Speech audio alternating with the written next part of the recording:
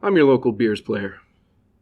And I've got a story to tell about Coop Cooper, Doug Remer, and a little bitch, Squeak Scolari.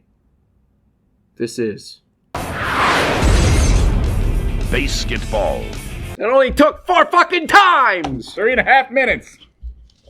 I got a little overzealous with some of those. Yeah, I know. For the first Like, one, I'm looking at him like, is he going to actually cut himself? Yeah. Spoilers. And we're back with the BASEketball analytics. The movie was released on July 31st, 1998. Clocks in at about an hour and 48 minutes. It had a budget of $25 million, but only raked in a measly $7 million, making it a flop. Technically. The best kind of correct. The IMDb score is 6.5 out of 10. On Rotten Tomatoes, it only scored 41 with the critics, but it got a 74 with the audience, telling me that critics didn't like it, but the audience did. And the Bears are off to a promising start tonight. The movie starts off with Coop, Remer, and a little bitch, Squeak, or Kenny. They move on to start to play a little game called BASEketball, starting off in their little neighborhood in their driveway. And, God, the guy's name keeps escaping my mind. What is it? Denslow? Denslow. Ted Denslow. Ted Denslow Comes in and says, we can bring this to the big games. And you can go pro. Bring it to the Nationals. So they obviously agree, and it becomes a professional sport. After, I think it jumps like 5 years ahead. It's a professional sport now. And they go through the whole process of winning games, losing games. Of course, you have the typical trope of Coop falls in love, well, Remer does too, with Jenna, a beautiful woman who runs a charity for kids with, what was it? Kids Dying kids? Or dying kids. Well, terminally ill? They're health challenged and survival Impaired. And there's a character, I think, Kane, that is constantly trying to make more money out of it because Ted designs BASEketball to be like non-profitable almost. That's kind of like pretty much. Pretty much, it's non-profitable. And he's constantly trying to weasel his way into the Beers crew to try to find a way for them to like make it so the owners of the teams can make money. It doesn't go so well for him at almost every single turn because Coop and Remer are for the most part not smart, or they play it that way because they know the ploy he's trying to take. More or less. Yeah. Eventually, Remer goes off the deep end and says, nope, I want to make money, and becomes Sir Swish. Remer makes a bunch of money, and they get blackmailed into trying to not show up for the last game by showing pictures of pretty much kids in sweatshops making all the clothes for the team's clothing. Afterwards, the team, Coop goes out to Calcutta. There we go. I was going to say Quetzalcoatl, but that's an ancient civilization. Quetzalcoatl. He goes out to Quetzalcoatl and rides a flying bird. Who knows? And it's just a snake with wings. Hires a bunch of adult people to getting a full wage and pay time off, I believe it's mentioned, yeah. I don't think there's any spoilers in this synopsis whatsoever, because even I don't know what the fuck is going on. You're welcome. No spoiled meat here. Not in this can of ham. Nope. All right. And we're keep going. Yeah, and then pretty much we're not done yet. Coop shows up for a final game, and they proceed. Well, don't ruin it. All right, let's start over. So the mystery is what happens at the big game. We're going to find out coming up when we spoil the shit out of this movie.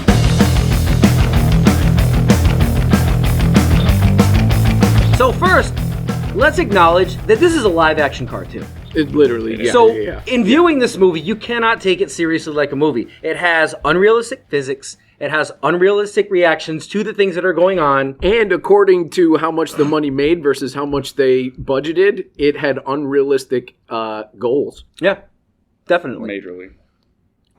Major league. So I actually wrote a bunch of stuff down, and I had to go through and backtrack because I'm like, this is because it's a live action cartoon, so it's acceptable, even if I didn't necessarily like it.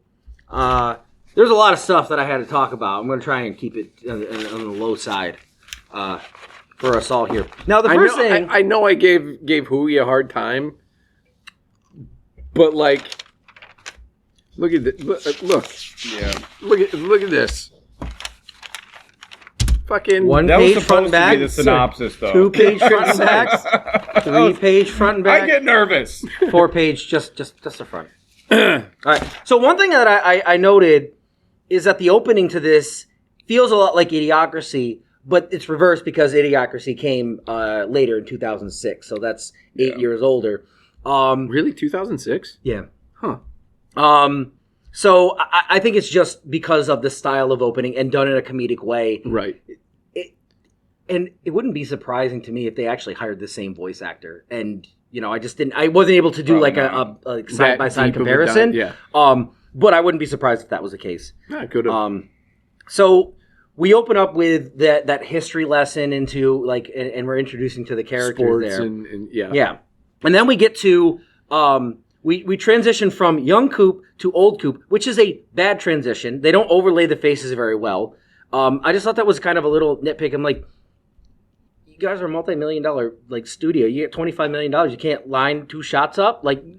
Zoom in a little if you need to line. I don't know.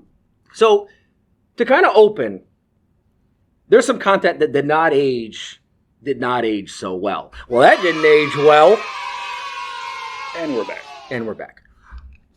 So let's just go through real quick because we don't want to keep going through and being like, oh yeah, by the way, we're just going to acknowledge those things that aren't that great and then move on because unfortunately I found some of them funny, but others a little not. All right, so there's a panty raid on Brittany's room. So this is the opening scene. Turns out to be your mom's. Obviously, that's an invasion of privacy, no consent, that kind of thing. There's some questionable gay jokes, but there's one that I think is really, really funny, but we'll get there. I think one of them is really funny, and at least the gay people that I hang out with probably would say this joke. Yeah. There's a subplot with a trans or cross-dressing character. We don't get enough information about that. Yeah. It's played for comedic effect. It was the 90s. There was a lot of that going on there. Yeah. And I think especially with that, it's you can acknowledge that you might find something funny or used to find something funny and recognize that it's not great now, but that doesn't mean that you're a bad person. Or with that, I don't think that they were necessarily slamming the idea of... The punchline is that it's a dude and that he's dating Right, a dude when right. he thinks it's a But chick. at the end of the movie, it doesn't matter, Yeah. right? He still ends up Yeah. with... And that's the thing. Maybe he's fine with it. It's just... We don't want to dive too deep into the weeds on this because this isn't our battle. Everybody should be treated fairly. Generally, that's how I feel about things. So, Just playing devil's avocado. yes, I like and that. there's some jokes that might be mildly racially insensitive. Again, there's one that should this particular gag be insensitive, I apologize because I think it's freaking hilarious. But we'll also get there. So that didn't age so well. All right, so yeah. So I like I like all the little bit of tiny little movie references. So you had There are quite a bit of them. you had the Scarface reference. First you get the jobs, then you get the khakis, then you get the women. Right? You got that. You have the couple little bits of Braveheart references where you have, they're arguing over the hospital bed. I love you. I love Always it. have. And then Squeak Scolari, the little bitch on the garage Rack? door. The garage door, being guess stretched out. Just yelling out, Yeah. freedom! Yeah. So I like those was little I'm pretty movie sure that's references. Braveheart, but Yeah. I can't fucking... Fun fact. So Scarface, the original, before it was DVD, it was 2 VHS. I've only seen the beginning and the end of both VHS tapes, but not the middle. So I haven't seen the 2 middle portions of the tapes of So Scarface. you haven't seen the meat and potatoes. Yeah, I've seen the beginning, the very, very middle, and the end, but none of the content in between. And So I've never you've seen the bread introduction. Yeah, I've seen the bread introduction. I've seen the spoiled meat middle, and the crusty end. So another one you forgot to mention, maybe we're going to mention it later on. Tiny little hair right there. Oh, You guys- boy. Give you a room. No, Yeah, it's no, just- we're good. We're good. come We're here. good. One of the Cooper's times that he's trying to psych out the opponent, he just like it was one. It's towards the end, but he like you see him just stand there and then scream, and a bunch of little tentacles come out. Oh, from the his face. Beetlejuice one. That's a the Beetlejuice Beetlejuice reference. reference. Yeah. I didn't even put two and two together, Yeah. and then like a little bit later went on, and finally like my brain, which was buffering for a while, clicked it. I was like, oh my god, that was Beetlejuice. I had that written down. Scary Beetlejuice. Yeah, when face. Beetlejuice was actually trying to prove that he was scary. Yep. All right. So, moving past the introduction, we have our first. No, it's not like horse. Exactly. It's not like horse. Exactly. This is a game we picked up in the streets. Yeah. In the hood. But the home runs behind the meatballs. Yeah. Yeah, and home runs behind the meatballs. I love the fact that they go and the home runs behind the meatballs. Yes. Yeah, yes. It's like on the spot, like, yeah, no, meatballs. I thought that was like a funny subtle thing there. As I mentioned to you earlier, I thought that sequence went on a little long only because we transitioned to them in a driveway playing the game, and I felt like some of the rules that they were kind of showing could have been pushed into that. I don't know. Yeah. This is a nitpick. I just thought that particular part of the movie went on a little long. I think you could put somewhere a else. lot of it too was to set up the fact that they're still losers from high school, out of high school. They say and that then- right off the But rip. that- too. that's you the haven't thing is- changed at all. That's the idea, and I'm like, you got that idea across before you even started the game. Yeah. And because the punchline to that is that even though they win, the guys still go to the girls, and Yes. that's so it's like Yes. we just need to get to there. Just like even though you win, they still get the girls. That's what you're trying to say. Yeah. Just get there. Right. Fun fact about that scene Ooh, when fun they're at fact. the party. Those meatballs were plastic meatballs. They probably were, to be honest. But if They look you- like little so pieces of when shit. they're sipping the beer and talking about that whole process, and they're just like one-arming the ball into the basket.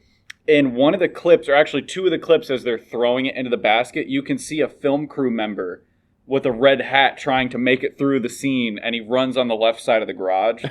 And I saw it, and I was like, boop, pause, and I looked, and I rewinded. Yeah, Nice. you can literally see a film crew member that's like, he's like, has an Crew in the shot. God oh damn it. shit face, and he's like, oh, and he That's tries funny. to duck That out of is the way. funny. I like that. I completely missed that. It's right as he I haven't throws seen the it. ball, and it kind of zooms down to Remer. You can see him running through on the left side of the screen. No shit.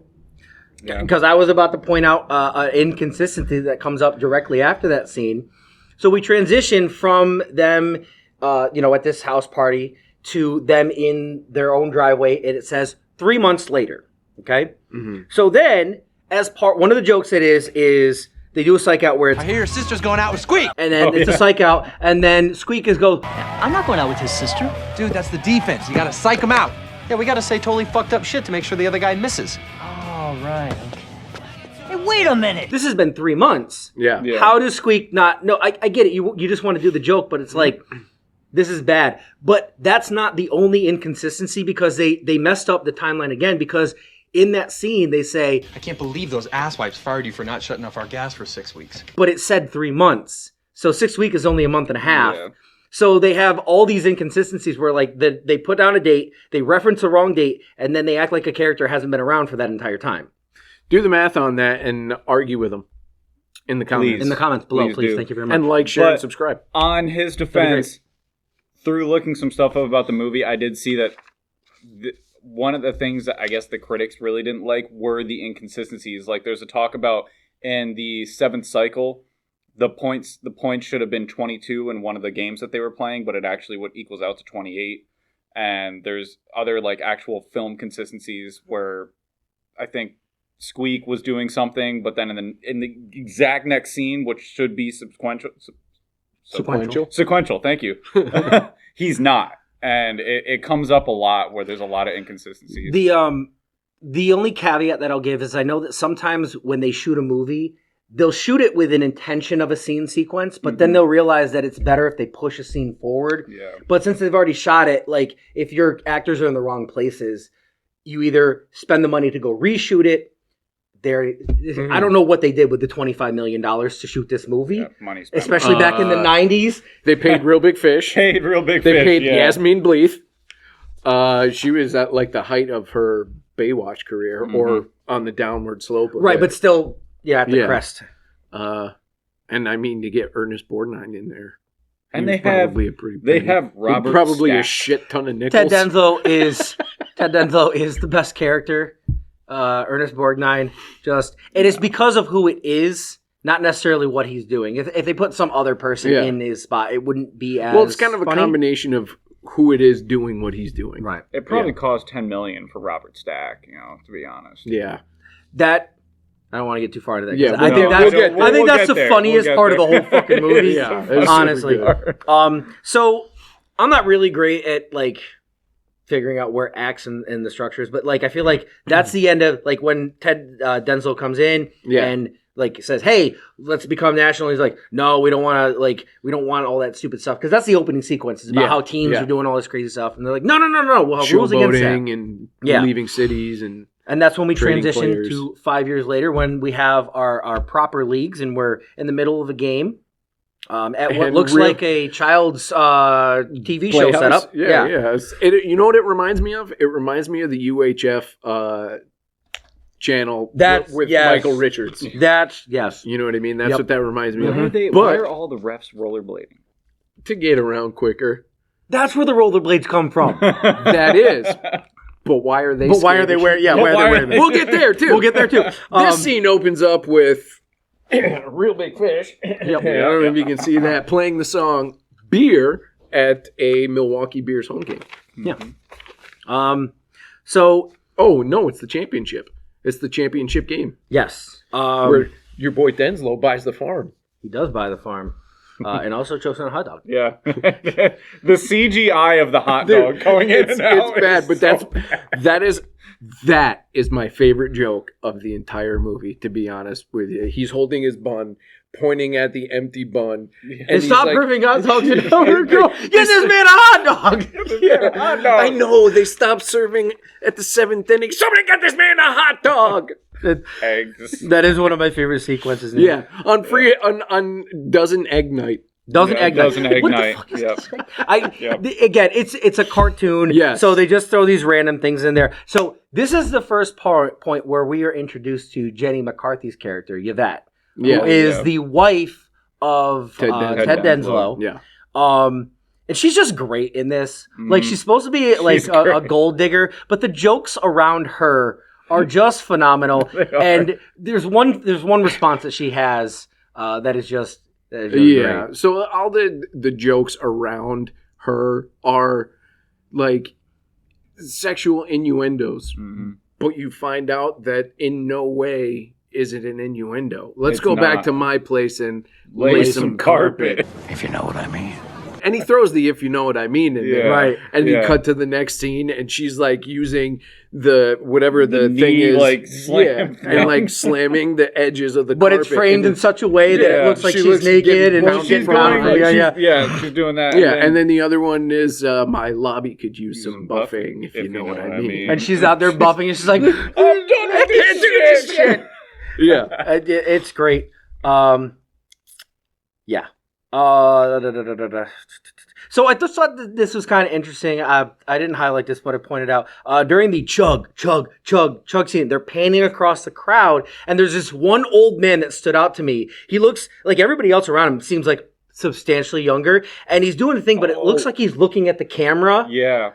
And he doesn't necessarily know how to act, so he's trying the best that he can. It just, As soon as I saw that, I was like, "That's somebody's dad." Who they were just come on, Dad. They just need. We more need one people. more person in this. And the seat's empty, and it's got to be full. He's like, "Cool, okay." But after that scene is when you're finally introduced to Jenna Reed, the head of the Children's Foundation, who comes to get the basketballs signed by Cooper. Yeah. Right?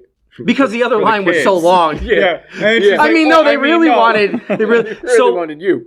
I felt like there was a bad cut in this scene, and I'm not sure because it doesn't necessarily not work, but it just felt like it didn't work. So they're having that exchange, and she says, "I mean, no, they really would rather have your autograph." Then Coop responds with, "Really?" Then it cuts back to her, and she goes, "Anyway, would you sign these?" But like, the response of "anyway" doesn't feel like it fits. It feels just like very abrupt because he's like, really? And it feels like you should acknowledge the fact that he said really. At the very least, you're like, yeah, would you sign these? Like any other word to start that would have been better than anyways. Like they weren't having a conversation. She wasn't trying to avoid. I mean, she was, but like, I don't want to harp on it. Well, let's take a step back real quick, because in the locker room scenes after the championship game, you get to the Dallas Felons celebrating their win with all their championship gear, and they cut back to the Beers locker room, and they're wearing all the losers gear hats and the trophy with the cross out. The big cross out over it, and then they do the player interviews, and they're like they go to Cooper, and he's like, well, it was my fault, and I'm really broken up, and I don't really vulnerable right now. I don't think I should be alone. I need someone to talk. And he turns away. Yeah. He's getting shit on. An endless shit, like an endless shitstorm for Joe Cooper. And then they cut to Remer, and he's like, well, it was a team effort. Team effort to lose this one. And it took every one of us to lose this one. And then you watch Squeak come up. You want to interview me? No. Where did he get the blue robe from? He's already in a blue robe. Everybody's still in the t-shirt. Yeah. He's in a blue robe. And then they cut to him in the hot tub, and he's like, turn it off. Yeah, the sight gags. Yeah. So I love the sight gags, by the way. I didn't feel like the age as well. Say this. The character of Kenny was actually like forced upon the director by Trey and Matt. Really? Originally, the movie was just supposed to be Coop and Remer, and they were like, nope, we need this character, he needs to be in it, and yada yada. So eventually the director, it was Zucker, he finally just gave in to him. But this is just me, this is just my assumption, there's nothing that actually says it. David Zucker. They gave Squeak the name Kenny. What happens to Kenny in almost every other fucking scene? He becomes that superhero dude. No. He gets mauled by the dog.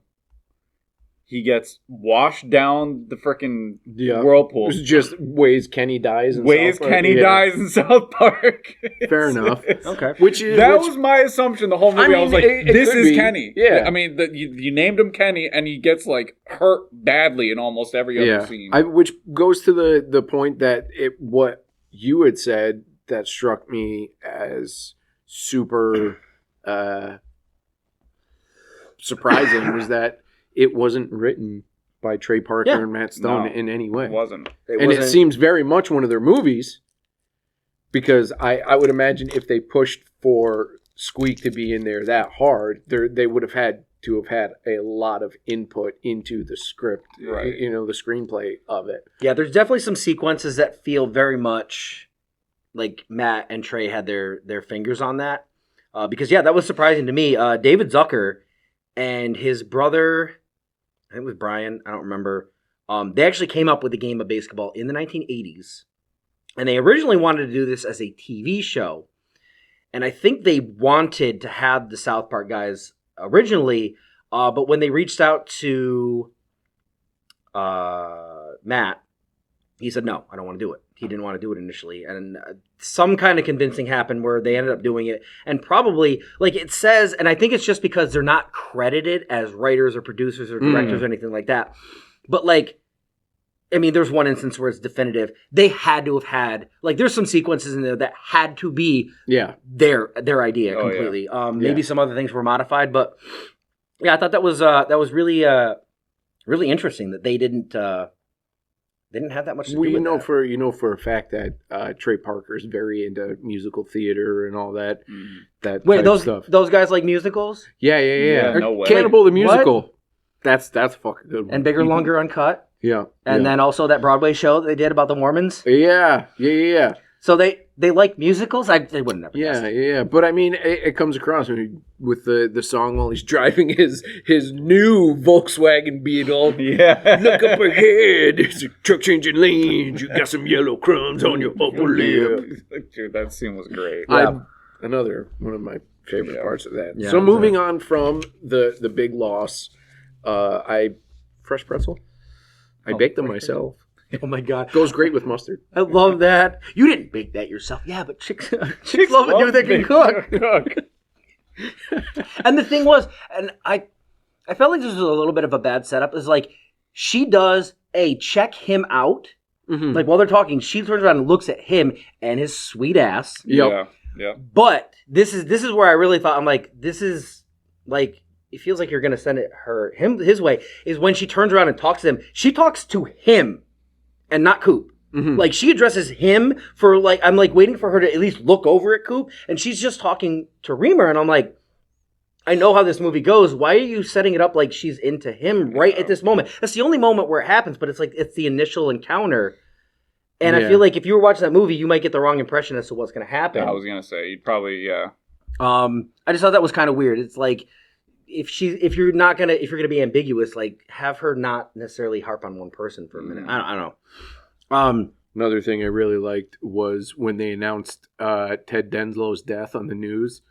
Ted Denslow dead at 85. His hairpiece was 24. His hairpiece was 24. Yeah.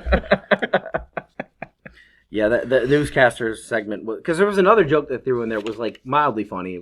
It wasn't a banger, but it was fun. Right. I can't remember what it was, though. Offhand, I don't know. Yeah. Because we get to the reading of the will scene.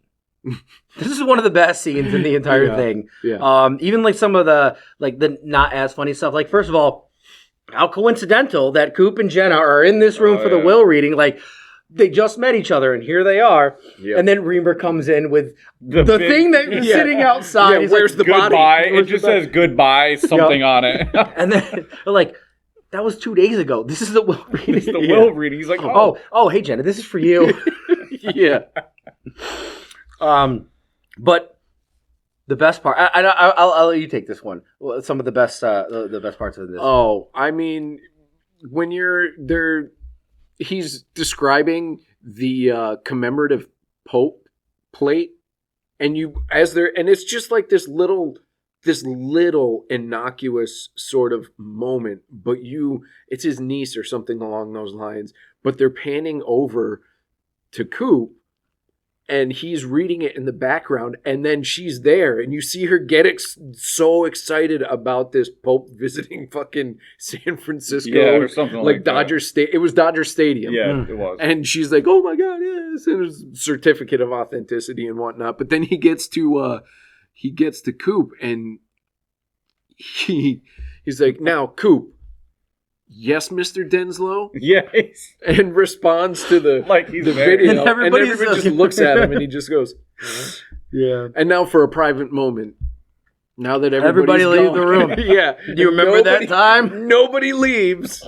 And he's like, "You remember the time you got the crabs and the only thing that would help you was this lotion?" And he starts rubbing it all over his body, and the music is so sexy. And it's Ernest Borgnine, like so out of tune and out of sync. So sexy it hurts.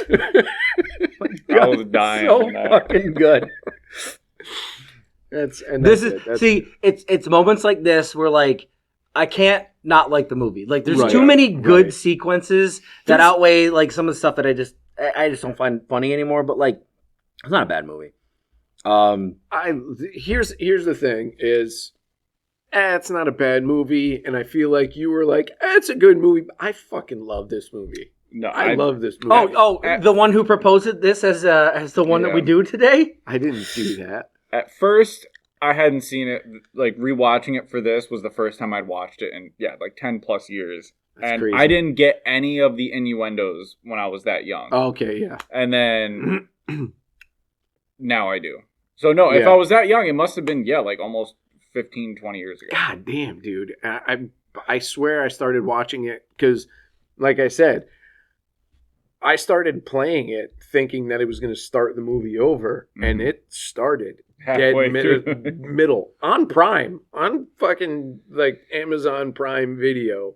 So this couldn't have been more than a year ago. I mean, as far as I can tell, like I watched it when it originally came out. Like that's the last time I watched it was like in the 90s. So we're looking at like 25 That's years. sad. As a matter of fact, cultured swine. matter of fact, if we'd done this last year, we could have done the 25th anniversary review. This is a 25th anniversary plus 1 year. Plus 1 year. 26th anniversary. Well, it's just like any Instagram post that's like, oh, yeah, such and such a movie came out 13.5 years ago today. Say, all right, well, that's an arbitrary number. Yeah. So this is actually, we transitioned to the carpet laying scene from this point. Then we come back to a game. And then they just these boys are very comfortable with each other. There's 2 scenes that depict that. One of them is iconic. I feel is iconic to me. But this one is just they just swap chewing spit. Oh yeah, and honestly, this scene is more like it's gag. It's more gross than the other one because like you're putting the saliva of somebody else into your mouth. Yeah, it just and the wad is so big. He's like fucking wad. Here you go. If my girlfriend gave me that, I'd be no. I'm not. Yeah. I'm not putting that in my mouth. Like what? The fuck? And what makes this better is that it's free range chicken night. It is free range chicken night, which. One of the few background gags that I actually giggled at was the guy going around cleaning up the chickens. It gets louder and louder until well, Baxter Kane and Coop are talking, and he's trying to convince him, and Coop's like, no, we're not changing the rules of the thing. If you still want to play for chicken poo, he's like chicken feed. He rubs it on his face. But the chicken vacuum in the background, yes, the chicken vacuum / chipper. Yeah, I didn't necessarily like most of the background gags, but that one I did find funny. I had a list of background gags. It was funny. One of my favorite jokes that's subtle. It's a real subtle joke. Is they're talking about you it has to be unanimous. Team thing, and he goes, dude, if you want unanimous consent, you'll have to get it from one of the other owners. And I'm just like, oh my god, that's such that's a complete not knowing of anything in that sentence. Yeah. I mean, those were the jokes that really that landed with me. Of the ones that were subtle, and it's just universally funny. Like I don't think in 100 years if somebody got that joke. That they wouldn't laugh at that. Right. That's a good joke. I also like the silly little the over dramatic scenes. You know what I mean? Yeah, right. Haven't you ever wanted to be a sports hero? Sure, once. But that was a long time ago. a long time ago. And then what was the other one? Oh, Coop's back. And then Remer looks at him and turns around. Great. That's actually great. Yeah. Okay, so we're coming into one of the gay jokes that I think is hilarious. Oh God! And I'm sorry. And it goes into some of the best psych-outs, which psych-outs are again. You got to try to do something fucked up so they'll miss the shot. Yeah. So it was how to speak San Franciscan, and then he grabs one of the other teammates, pulls down his pants. And shows his butt, and he says vagina. And vagina. I'm like, vagina. Coop, what's a vagina? No, that's not a gay joke. That's an Australian joke. He throws the penalty. Is that when they're playing the fairies, or is it the... Yes, the San Francisco Fairies. Yeah. So the name of the team maybe isn't so great. Yeah. It's not a gay joke. It's a boat joke. Yeah. Yep. But... Yes, I thought that. Now, fairies. The gay guys that I hang out with love to reference getting some bussy, so I'm like, this is tame by comparison, okay? Tame, by far. Sorry, go ahead. No, go ahead. On the note of teams, when they were playing the team from Miami, the dealers or something, did anybody else notice that they're from Miami? Yeah. And I think this might have been a play on teams moving from spot to spot to make money. But they're all have the toothpicks in their mouth, and they're straight up Guidos, right? They're all from Jersey. That was the Jersey informants. I thought the guys from Miami seemed more Jersey than the informants. Okay, it could be, yeah, but they were the dealers. I guess it's tough to try and. They all had one earring in, toothpick, and the toothpick, and it just seemed so Guido, New Jersey, like Wildwood, like shore jersey to me that I was Pauly like, D. yeah, Mike the Situation. yeah. It was, Situation. I got a situation. that was me. Sorry, but go ahead. Honestly, all the like I was spending so much time trying to like catch certain things or read. I didn't even pay attention to any of the other teams except for that key psych out at the beginning, because obviously like that's a key moment and thing. But I kind of forgot that there were other. Teams were great. You know what it was? I think it was the Jersey Informants, where it had the one teammate that I was talking about that ended up being like an extra in that team. Oh, right. Then ended up being one of the Beers players as well.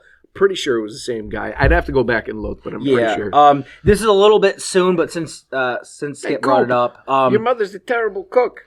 So we've already passed the sequence where I first noticed, but like the team is basically Coop, Remer, and Squeak, because we never see the other players playing. Yeah. We had that one scene where like all the players are upset, and there's two other guys and a guy in an orange shirt. So I'm not sure if there's 2 or 3 other players. But like there's at that first game, Coop goes, and then either Remer or Squeak goes, and then the other one goes, and then the next person is Coop. Which that if you had a proper roster, like that's not how it's going to go. Which I think that's one of the inconsistencies, because they only care about those. They didn't want to develop the other characters, which makes sense. But I'm like, if you don't name them, they don't exist. If you should have like you are showing the other team members, so they should have some kind of character. Like if you're going to completely ignore them, then that would be fine. Like if it took place off the court, so we're doing like their lives outside of this, that would have made sense. But I just felt like they should have just paid lip service to the rest of the team, just so that they were actual people rather than just like, ooh, they're part of a team. They show them all the time, but you never hear them talk. I think maybe during, later on in the movie. I don't want to get. Now, what I want to know is where I can find a copy of Women Who Run with Wolves. Me too. Me too. Women Who Run with Wolves. It's a bedtime story, you know? Yes, for lonely women reading to sick kids. The kid is out cold. And she's like, I really want to. And when Coop comes in there, what does she say? She says, oh, he's sleeping right now. Oh, that's fine. We can wake him up. And I really want to finish this book. It's just kind of like, it's just kind of random, and it's kind of funny there. My favorite little Joey, gag from that. Look who it is. Look who it is. My biological father? No, it's me. Coop. Coop? And then if I had a nickel for every time the ball pulled me out of a tight spot, I'd have a shitload of nickels. And like, as a person who's been an educator for children for about 14 years and having never dropped any kind of obscenity in front of children, but then being around children that I'm comfortable and saying crap like this and then going, oh, wait. Just because you're not at work doesn't mean that you can just start talking like this in front of kids. You see him when he says that, he's like, oh, shit. So that it brings me to the next little bit of funniness, and that's all of little Joey's last wishes. Mm-hmm. Yep. And what he really, really wants. Ben, I know you wrote those down. Yeah, I wrote them down verbatim to make sure that I got them right, because I thought they were like, so kill an endangered species like a bald eagle or a giant panda, poison a reservoir. Poison the reservoir was the best one. Put flesh-eating fish in a public pool. And then the last unreasonable one is Chelsea Clinton. Yeah, Chelsea Clinton. Ooh, that's a tall order. May have better luck with Bill. Yeah. And, I mean, in context of today, Moving on. But he does end up spending the day spend a day with the Beers, which they go through like a moderately humorous montage, fast forward sequence, kind of cartoony, and then we end up with them all, including the child, at a bar, doing shots. Everybody's cool with this. Yep. The bartender's like, pour him down. But they made his shots a little smaller. Did you notice that? Yeah. A little bit less liquid. Yep. The sodium levels are off. He smells like Robert Downey Jr. Yep. He's 8 years old and he smells like Robert Downey Jr. So for those of you that know Robert Downey Jr. of today, back in the 90s, he wasn't doing so great. Yeah, so this joke rings a little bit more true then than now. Because obviously he is Iron Man. the highest paid actor. Yeah. Like, I think that's, if not ever one of the, lived. And he's doing well now. Yeah. But he had a rough patch in the 90s. I mean, so did everybody. It's the bar where we are introduced to the cross-dresser / trans character. So this is the setup for that. Again, we've already addressed that, so we're going to move past that. Then we make it to the next scene where we're back. It's the last game, the championship game. The championship game, because that's... Oh, no. Oh, right, because at the bar, he's like, you could do 1 home run. Oh, I'm sure he could do 2 home runs. 2? Why not 3? Shut up, Remer. Slamming his freaking head in the bar. Oh, he's such a great guy. Boom, boom, boom. And then you cut to this, hey, it's the girl from the bar. And I think I can smell her perfume from here. As Remer's barfing into the bucket next to him. And he looks over and he's just like... How does Coop stay not puking through that whole scene? I don't know. Because the screenwriters wrote it that way. Yeah, that's true. That's true. But he does fall asleep at the plate when he's like... Shh. This is a serious moment. I lost my hat with that. Oh, there we go. Yeah, so he... and we're back. He messes that up. And so then we need to race to the hospital. And my favorite, one of my favorite Take sequences is they get to the hospital, they find Joey's bed empty, and why? Gentlemen, if you're looking for little Joey, he's been moved over here. And they start running and they get to the door that says morgue. And they're like, why? Gentlemen, he's right here. And each time they're redirected to a spot, they plow over Squeak and just gag after gag. And then it just comes into like it's a very airplane-esque scene. You know what I mean? He sits on the oxygen tube and he's like, oh my God, he's awake. He's fine, right? And then he gets up and he falls back down. He's like, oh God, code blue, goes nuts, starts paddling him. Squeak gets shocked straight through a fucking soiled bedding. No, he's holding on his ankle, checking his pulse, and he's clear. And then, there's a part of the sequence where you're like, there's no way this could happen. Again, cartoon. Yeah. Live action cartoon. Cartoon. He runs out of the room, goes back and gets a cardiac syringe and starts running back with it. And then all of a sudden, he's got bedpans on his feet, like out of nowhere, like they were just laying on the floor. Yep. My favorite part of that sequence is honestly when he's trying to pull the bedding out from the other patient, and the patient literally goes flying like 10 feet into the air, into the window. I like slapstick. What can I say? Yeah. Slappy sticky's good. So I can't remember the context. I just wrote down roadkill caught on tape, and I just thought that was... Oh, yeah. So in that scene, he's depressed, and he wants to relive his childhood by watching the Reggie. The Reggie Jackson That's right. There we go. Yep. And then somebody records over it, and he's like, oh. And then that becomes a thing for the rest of the movie. Oh, yeah. That's another good thing. This was one of the moments where I'm like, this feels very Matt and Trey. This feels like their idea. There's a fly ball. Nature's fury, when man and beast collide on the back roads and byways of America. Roadkill, caught on tape. Then we have the obligatory romance scene. Yep. There's a couple of jokes that are in there, but it's really like, I actually did not pay attention because I'm like, I just get through this. It's not like it's not set up.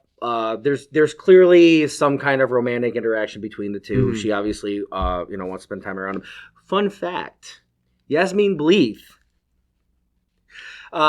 from what the boys said, had a little bit of an obsession with them after this movie because I was trying to figure out because they did this movie with her and then some time later in a South Park episode, they roast her. And I'm like, this doesn't seem like a light ribbing. This seems like you don't like this person. So I did my best to try and figure it out, and I could only find one small snippet of an interview. She was really into you because she said Oh, that. and she still is. And she said that you, in the beginning, both of you treated her like a goddess, but then you were so over her after a while that you just didn't even pay attention to her. It wasn't that, it was just that it got so old, you know, she was just calling all the time, and she just would just come up, you know, it was like standing there, and she's like, I want you. And I'm like, stop. You know, and it just got to the point where, you know, she's still great. I love her, but she's never going to have this. She can't get this. You know what I'm saying? The reason I thought it was it's like they're not losers, but like he's just a regular dude. Yeah. And it's like the regular dude would be like, yeah, the hot Playboy model was like after me, but I said no, and that's what it seemed like. But I'm like, Victoria something. yeah, they're not doing a bit. Victoria Solstead, Playmate of the Year. Victoria Solstead, Playmate of the Year. Who does it look like? Victoria Solstead, Playmate of the Year. That's who it is. Victoria Solstead, Playmate of the Year. And that just brings up the fact that there's a lot of like dated references. I think that one clears just because the emphasis is on Playmate of the Year. And so regardless of the name, if you don't know what that woman looks like, you can just take from the context that like she's obviously an attractive bimbo-esque woman. Yeah. Playmate of the Year. Buxom. So, but there are a lot of like very in the 90s references. Yeah, like, it's a straight 90s movie through and through. I still read Playboy, the magazine. Yeah, exactly. Like buying a physical thing that has porn in there. What is that? Yeah, it's not porn. Paying for pornography? That honestly, I want to know who does. Somebody out there does. Yep. Because I don't. Me neither. Done. May I call you Don? Sure. I guess so. I don't know. Somewhere in here, Jenny McCarthy. Oh, no. Yeah, I don't want to ruin it. So, what you're talking about is when Remer comes. So, this is when Baxter Kane tries. He tried to go after Coop to get the rules restricted. The best part is he's like, Remer's here in the trophy room. He's like, didn't I tell him to come tomorrow? Yeah, but he's here now. Yeah. So in this sequence, he's trying to convince him to like push against it because like, well, you know, you're the one that's got to talk to him and that kind of a thing. And this is the first moment where Baxter gets frustrated. And you pointed out that actually the joke that I really liked from Jenny McCarthy, one of my favorite ones, actually was said by Remer earlier, which is, did I just fart? And it goes through the back and forth is something along the lines of I need you to play ball or what do I have to do? Do I have to quit basketball? No, you just have to get Coop. With you. He'd have to quit basketball too? And he's just, and he turns and walks up the stairs and did I just fart? Now, being a 90s movie, you could almost expect that there'd be smoke coming out of his ears. Yeah. They do that in a different part. Yeah. They do that in a different part because that is a quintessential 90s, which is a live-action cartoon kind of thing. But yeah, I didn't hear it until, like, she's, like, doing the chimney cleaning and she shows the Ty Cobb bat that he was referencing in this scene. Yeah.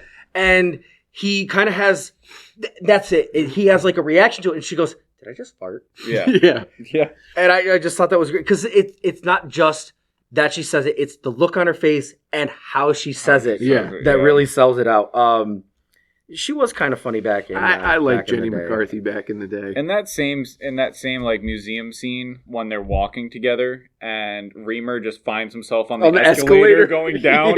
He's like, "Stay with me, Remer. Stay with me." And the fact that he's got so much money that he actually has Kareem Abdul-Jabbar punching in and punching out. And Roy. Fucking. That's how rich he is. He's like, when I want something, I get it. I get it. Yeah. So he is not very successful in getting Coop to change his mind, but he is successful in getting Remer to push against Coop about, you make all the decisions for the team. And this is the moment where we're shown the rest of the team, but they don't even have speaking lines. No, right. They just flip them off. And that's where he goes, all right, we're all equal. Yeah. And then later on, Baxter comes and goes, let's make some shirts. Let's make some merchandise. And we'll donate all the proceeds to Jenna's charity. Look how it all comes together. Everything is in a nice, tight package. Well, of course, he's using this to play them because we find out later that it's all done by children in the great state of Calcutta. Yes. Or Kathahuyuk. Which is actually not a state. It's in India, and it is a city, I believe. Yep. Quetzalcoatl. Quetzalcoatl. Yes. And then we come up on the penis gag. Oh yeah, gagging on that penis. Yeah, that was quite the gagger right there. Now, throbbing. This is Longwanger. Yes. So this is the third time, because Baxter comes in and shows them the pictures, does the blackmail thing, and they have this whole sequence. And that's when he's talking with them, and he's getting the same thing that he had with Remer, but this is the third time, and I actually giggled at this particular moment because I think it was, I didn't find the other ones as funny, but it's the third time's a charm kind of a thing. And so at this moment, I was like, you got me this time around. So that was great.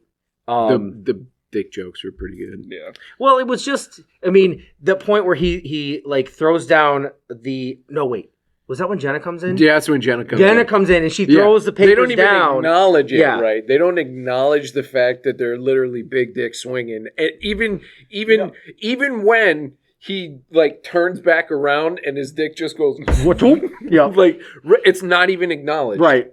And then when she walks in, that's all she. Well, when she humongous egos. I like the fact that when she first walks in, she keeps her eyes straight, focused on them, and does a whole bunch of the scene until she finally does it, and then you kind of see that look on her face, and that's when she can't compose herself. So I thought it was good that they like gave her a little bit of breathing room to like, I am so mad at you. I didn't even notice your cocks are out, but now I can't not. I can't look. I can explain. It's all Coop's fault. He immediately blames him. And then at the end, when she leaves, and you know she breaks up with Coop. Coop's like, "Hey, Remer, can I see you over here?" Yeah. Here. Can I call you pig fucker? No, only my friends can call me pig fucker. It's a great movie. You should really watch it. So then this is when the reference to Victoria Silvstedt is there. I just put it down. When this is a second reference. Yeah, this is a second reference. Your cars and your money, your Victoria Silvstedt Playmate of the Year. Fuck! Yep. This is also when Squeak just gets pulled out of the drawer. Come on, bitch, you're my new best friend. That's really? Yep. Just pulls him out of the drawer. Yes. Yeah. I cracked up there. So they speed run through this this little drama real quick because then he leaves, and that's when the radio sequence happens where there's a song and he turns around to go back to the big game. To the airport. That's right, the airport. That's when he goes to the city. To the factory in Calcutta. Now, the hard hats. Here's where some possibly racially insensitive jokes are done. But it's not. The hard hat turbans, I can't not find funny. It's bright yellow hard hat turbans. It's just. Oh, I got a good laugh out of that. Yeah, and I'm sorry if you're offended by that, but it's no. There's no. It's funny. It's great. It is what it is. It's the 90s. It was exactly. It was the 90s. It was a different time. It was a different time. I still think it's funny. I still today. think you could get away with it now because it's not necessarily. It's not belittling to anybody. It's right. Not you're not making fun of the culture. You're just. It's just. You're like, taking something that exists and another thing that exists, and you're crossing them together. Like it's just like a. We have hats, right? Hard hats. Middle Eastern and Indian culture, you see turbans, right? Obviously, in real life, they would wear the same kind of hard hat, right? Yes, but they which is what makes it funny. Yeah, that is true. That equals true. All right, but then we get into a whole unsolved mysteries. Go fuck yourself. Yeah. Pretty much. Demonetized. We were never monetized in the first We place. never will be. We're doing great, people. But that takes us into probably the best sequence of the movie. Yes. The Unsolved Mysteries sequence. Yes. By far, Robert Stack spouting off all this nonsensical silliness. And the fact that he does it blue, I think that's the key. Yeah. Is doing it blue. Because if you've never watched Unsolved Mysteries, YouTube it real quick. The original. Just watch something. Just get an idea. The fact of hearing everything that Robert Stack says out of his mouth compared to what you hear from him in Unsolved, like that, it... And with the genuine Unsolved Mysteries music in the background. Which is funny, too, because we were talking about this earlier, and the more I think about it, the more it is an Airplane-esque movie to me, where Airplane isn't necessarily a spoof movie, but it's one of those movies that it's just nonsensical in very many like the entire movie is just nonsense, right? Yeah. But what I was just thinking about now is Robert Stack was also in Airplane. You're correct. Yeah. Which is funny all in itself, just that little tie-in. But I mean, I'm sure that the Airplane was probably on the list of all the people involved in this, like, top movies for sure. And being as, like, I mean, it definitely does seem like there was a little bit of inspiration from Airplane there. But yeah, I mean, I think you're gonna have that because that was just one of those movies that, like, a lot of people in the 90s they grew up with. Like, this is comedy. Yeah. And so, you know, a lot of inspiration, just like other things inspire other things. I lost it as I was about to say. Yeah. Good. So, yeah, and it's great because you've kind of got it in the chamber. So I do. I do. For one of the quotes there. The police have put together numerous theories on Coop's whereabouts. Well, I don't know where the hell he is. For all I care, he could be hanging by his neck in his fucking closet. Scenario number 1. He's hanging by his neck in his fucking closet.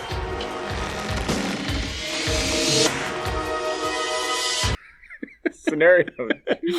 Oh my god, it's just... And then it cuts to Jenna. You want to know where Coop is? Just look for the most heinous, vile, and horrible exploitation of children on the planet. Cuts back to Robert Stack. Scenario 2. Coop went to Disney World. Disney World. Then it just freezes on him for a while. Yeah, he looks into the middle distance, and he got that, like, knowing look. Like, he's been hurt by the mouse. I like how when they cut to the reenactment, the guy he's just hanging there and he's got a cigar hanging out of his mouth. Yeah, it's good. Yeah. And I like the second part of the Unsolved Mysteries bit where she's back at the foundation and all the kids are watching the big game at the end, she changes the channel and they're like, Joe Cooper went back to India and changed all the workers and now they're all adults, and it's just this big exposition of what happened, and it's like she's falling in love with him all over again. If I were a woman, I would fall in love with that man, and he keeps going. Cuddle him in the spooning position. And they splash water in his face. He's like, thank you. And then again in threes, they win the big game at the end, and they cut to Robert Stack as he's rounding the bases. And they show a picture of him rounding the bases. Yeah. We still have no fucking idea where this guy is. In this same scene, this sequence is probably one of Yvette's best scenes as far as, like, everything goes with her. Yeah. This is the longest setup that they do in the entire show because he references the chrome thing a couple scenes earlier, and it finally gets paid off in this scene. Yeah. And it is great. I finally got this off, and hands him a tow hitch, and her whole face is covered in chrome. Yeah, she sucked the chrome off right a off the trailer hitch. Yeah. And this was the... Yeah, that was her pièce de résistance. Piece of resistance. And then, very, very quickly, almost as if the movie needed it to happen, she hears him talking about something or whatever, and she gets a look on her face like, I don't agree with what you're saying, and then leaves. What? No, he's on the phone. Yeah. Right? And it's all in the speech which we'll get. It's Squeak's speech on the Malakalaka Balance Board of Trust. As he's dressed in his pineapple, he's like, "Look at you two! You should be ashamed of yourselves, sullying the Malakalaka Balance Board of Trust. When we started this, we were all blah blah brother, like friends hanging out in a driveway." And then she starts listening to his speech, and then she looks over at him while he's talking on the phone, and then she says, "You know what, Baxter? I just realized I can't stand you." I still, regardless of it's not what you said. Well, to me, it seemed like she was responding to what he would what Baxter was saying on the phone, because the things he was saying were like, fuck all these people or whatever. He was being an asshole. Like, he was being an asshole on the phone, and Squeak was talking about trust and love and juxtaposition. Yeah, it might have been that. I do still, it's out of the blue. Like, there's no setup for her at all resenting, because even like when she's doing the floor, like, that's not implied that she's like pissed at him. She's just like, I can't do this shit. Yeah. I just felt like there should have been a little bit of a setup that like maybe she was questioning it. At least one scene of that. Sure. For that. I mean, it might have been on the cutting room floor. Light above the head moment. 41 on Rotten Tomatoes from the critics. So what do you expect? Yeah. So we do have 100% from me. We do have some quintessential 90s stuff that happens right here. We have that bad fast forward where they're just kind of moving through because they just sped up the film they had. They didn't actually shoot fast forward sequences. They just sped up what they had. And then we had the smoking counter. Instead of booing it out of the ears, we get the smoking counter, which is like a very 90s. Oh my God, they're doing so much that just can't keep up. And then you pointed out that like they go back to the board. They go back to the board and instead it's like scrolling multiple times past like 20, 30, 40. And then you get to the scoreboard and it's fucking like 26 hits and 14 runs. And that's it. There's no more than that. Yeah. But we do have something that I felt like was this was a first time I ever saw dudes kiss was in this movie. And they don't like peck on the mouth. They like make out everything for like a good like 10 seconds. Like it's a long sequence. But I just thought it was interesting. Like this movie is the first movie that I ever saw two men kiss. You know what? And it's like, wow, look at this progressive movie. Just don't ignore everything around. Just look at the progressiveness of this movie. I think, well, that's the 90s too, is right. I don't think it was progressive on their part. It was gross out. Right. Right. It was definitely gross out. Yeah. I think it's sweet.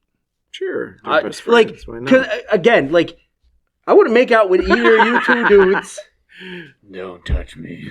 It was just another hair. Because we're not that close. Like, I think you gotta be pretty close with your friend.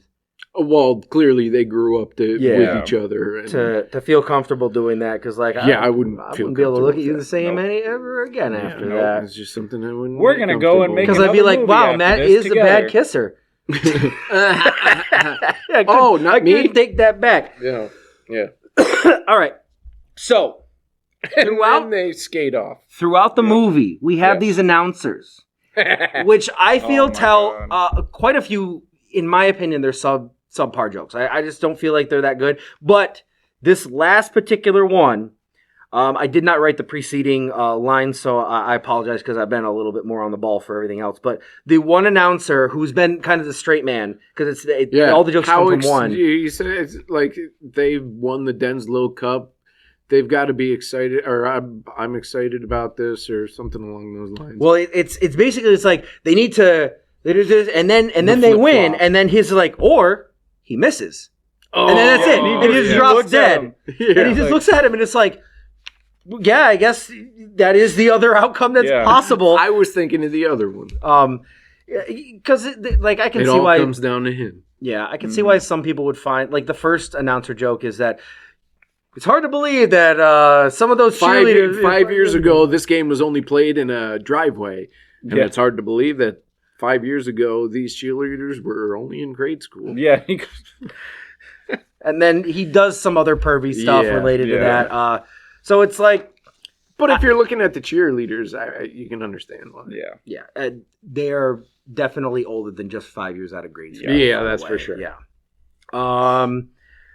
Let's see. So then we have Lazy Boy dies. Yep. And they don't even go that long. Literally, he comes in with Barcalounger, like as he's being sad, like he just lost it. He's sad now. He's like, oh, here's Barcalounger. But it's not the best visual gag, but I thought it was a really nice touch in that they have this like nice threading, and then you have this one part that's just all shit. He's like, I finished it myself. Well, I mean, he probably didn't use a blowtorch on it like he did Lazy Boy. He didn't. With the freaking welding goggles on. Yeah. Now, the interesting thing is that the closing sequence is very similar to a sequence at the beginning, but normally in a movie, that is the moment of failure where they try to do the thing like, oh, I got to shoot the basket for the big game, but they miss. And then the final scene is very similar to that, but they don't miss. However, this is very similar to a scene where he makes it. Mm-hmm. And I just thought that was interesting, I guess. Like, because it's up until the actual shot, like the announcers are in the same spot. It's one guy on one side goes to tip it up, it goes off. Almost the other exact same movements. Except for Coop getting the ball instead of going forward towards it, and then he just kind of like oofs it in there, which is kind of where he could have dunked it at that point. He's facing the other way, and he kind of tosses it behind his head. I didn't necessarily understand, like, why would you take a normal trope for this where the failure is then redeemed in this part later and just have both successes? Yeah. I thought that was interesting. And then, they randomly just acquire rollerblades. Like, they're just in rollerblades with the trophy. Suddenly they're in rollerblades. So, in this scene where they're rollerblading around and they have Squeak ends up on the top of the trophy, that's another inconsistency that he gets knocked off by the basketball hoop or basketball hoop, and in the next scene he's actually back on top of the trophy. That actually reminds me, I missed something that I thought was really great. It's one of the other. It's one of the other background gags. It's I can't remember what the inciting incident is, but Coop ends up going through the garage door of the thing, and then you go to a shot where you can see in there, and there's all these tools like it's a real garage that are not necessary to be there. I just thought that was when he hits the second home run for Joey. Yeah. And he's just running around stumbling around the bases, and he hits second and just falls straight in. Yep. Yeah. I thought that was a nice little touch. That was pretty good. Another background that's sequence. for that $25 million went. Yeah. To the back. All the tools. all the way back in the beginning when they're doing the original, there's a bunch of people there, and this is when Ten Dinslow comes up. Yep. When he's talking to him, if you look in the background, the guys that are doing the wave on the roof, one of them falls off the roof and climbs back up and then falls off again. And then they actually do the falling sequence when they all fall off. That's funny. First I was like, wait, didn't I already see this? And I rewinded and I was like, oh my God, yeah, he actually does fall off freaking twice and climbs back up on the roof. You young kids today with your loud music and your Dan Fogelberg. Yes. Oh my God. Oh man! Anyway. Your attention span can only be measured in nanoseconds.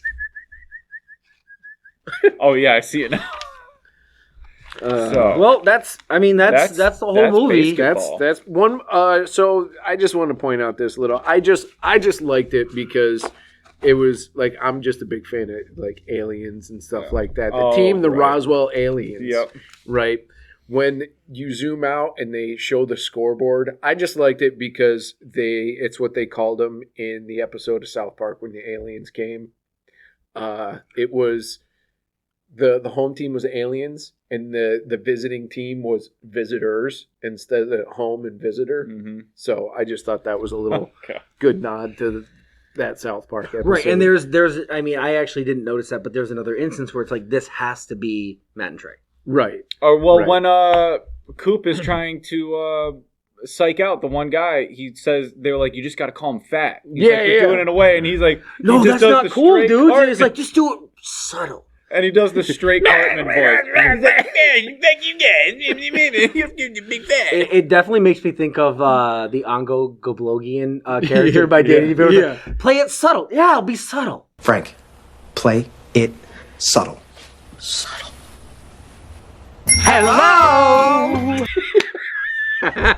It's great. Yeah. It's Always Sunny is such a great show. I don't want to talk about it too much right now because I'll just go on and on. So that's it. That's our little story. That's BASEketball. Yeah. And we're going to leave you with a little segment that we like to call Your Swamp of Sadness. Here's the first one. Take a look. I know this is a dark time for you, but I'd like to get your thoughts on what happened today. Well, Tim, today I lost the big game and a dear friend. I'm feeling pretty vulnerable right now. I don't think I should be alone. I really need people to talk. It certainly does seem to be raining shit on Joe Cooper right now.